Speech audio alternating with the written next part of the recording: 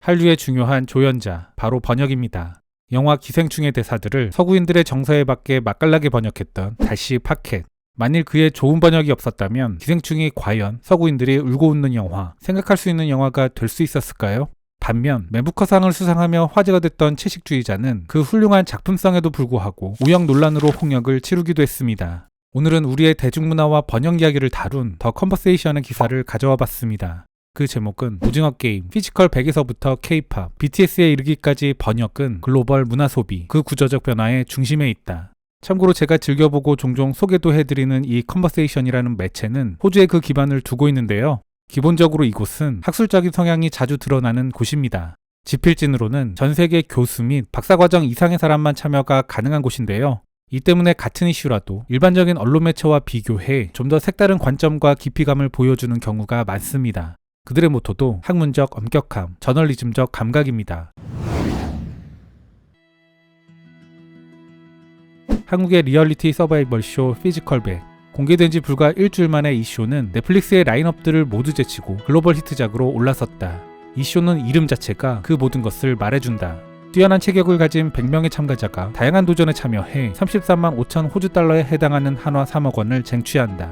이 쇼의 성공에는 몇 가지 이유가 있다. 첫째, 1년의 치열한 실제 도전을 통해 가장 적합한 신체를 찾는다는 아이디어는 전례가 없던 흥미거리다. 둘째, 이 쇼는 또 다른 한국 엔터테인먼트 성공작인 오징어 게임을 연상시킨다.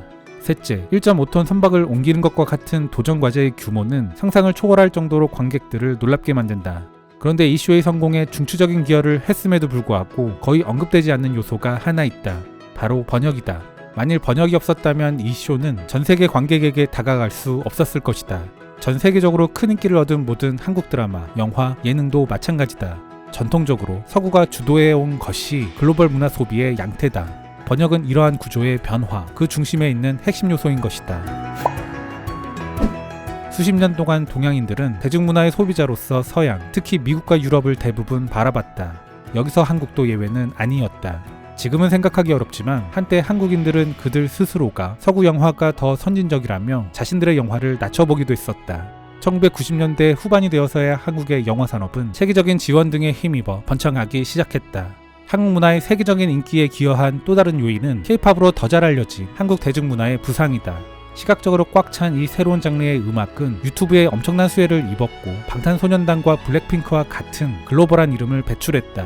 어느 조사에 따르면 2021년 K-컬처 팬들의 수는 1억 5천만 명 이상으로 추산된다. 한국 문화의 부상 과정에서 우리는 헌신적인 글로벌 팬덤과 더불어 흥미롭게도 팬 주도 번역의 급속한 성장을 목격할 수 있었다. 팬덤 번역은 방탄소년단 팬덤인 아미의 거대한 커뮤니티에서 잘 드러나는데 그들은 그들이 좋아하는 아티스트와 관련된 모든 것을 번역의 대상으로 다룬다. 유튜브 영상, 가사에서부터 뉴스 기사까지 한국어에 능통한 전세계 팬들이 자발적으로 다른 언어로 번역해 SNS에 공유한다. 물론 한국어에 대한 유로 번역 작업도 그 수요가 많아졌다. 예를 들어 글로벌 번역 및 더빙 서비스 회사인 이유노 SDI는 넷플릭스, 디즈니, 아마존과 같은 글로벌 미디어 회사에 100개 이상의 언어로 번역 서비스를 제공한다. 그러나 항상 사람이 번역하는 것은 아니다. AI를 통한 기계 번역이 대부분의 작업을 수행한다. 이렇게 기계로 번역한 초안은 전 세계 3만 명 이상의 프리랜서 번역가가 검토하고 편집한다. 그러나 번역 산업의 성장에도 불구하고 많은 번역가의 환경은 여전히 열악하다. 시간에 쫓기고 급여도 적은 편이기 때문에 이로 인한 번역의 질 저하가 문제가 되곤 한다. 특히 문화적 고려를 미처 반영하지 못하는 경우들이 자주 발생한다.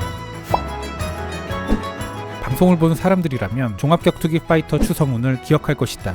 추성훈이 또 다른 MMA 파이터인 신동국과의 첫 1대1 대결에서 승리한 뒤 신동국은 머리를 땅에 대고 깊이 인사했다. 이것은 MMA 선수들 사이의 일반적인 관행일까? 아니다. 이는 신동국이 추성훈을 지칭할 때 일관되게 사용했지만 방송에선 번역되지 않은 한국 용어인 선배님의 답이 있다. 선배님은 직장, 학교, 군대 또는 사회적 맥락에서 나이가 많거나 경험이 많은 사람을 말한다. 거의 모든 한국인들은 그들이 선배님이라고 생각하는 여러 사람이 있을 것이다. 신씨는 나이가 많을 뿐 아니라 거의 20년 동안 MMA에서 거물이었던 추성훈을 존경하는 것이 분명하다. 그래서 신씨가 추 선수를 존경한다는 뜻에서 선배님이라 부르는 게 당연한 것이다. 그러나 이에 대한 정확한 표현이 서구엔 없기 때문에 자막에서 선배님 대신 추성훈 선수의 이름인 성훈으로 대체되는 경우가 많았다. 신 씨가 방송에서 규정된 구기 종목이 아닌 종합격투기 경기를 하자고 제안한 것은 불쾌한 싸움을 거는 것이라는 잘못된 인상을 주었을 수도 있다. 다음은 신 씨가 제안했을 때 한 말에 달린 자막이다. 제가 대선배님을 모셔놓고 물놀이를 하는 건 좀 예의가 아닌 것 같습니다. 여기서 존경받는 선배님은 한국어인 대선배님을 가리키는 말인데 이상하고 부자연스럽다. 대선배님은 단어 그대로 그레이트 선배님이다.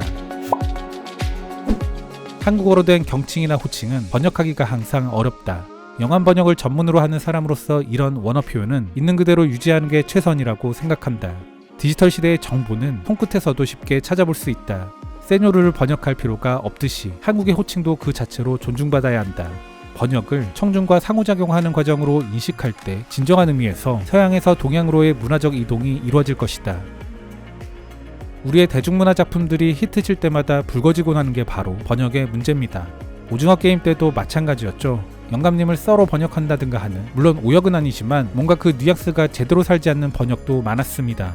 오늘 기사의 필자가 말하듯 이렇게 제대로 된 번역이 되지 않는 부분들은 있는 그대로 쓰는 게 맞는 게 아닐까도 싶습니다. 흥미로운 부분은 누나, 오빠, 언니라는 우리 단어가 그 자체로 옥스퍼드 사전에 추가되기도 했다는 점입니다. 언젠가 영감님이라는 단어가 그대로 사용되며 그 뉘앙스를 외국인들이 느낄 수 있는 그런 날이 왔으면 좋겠습니다.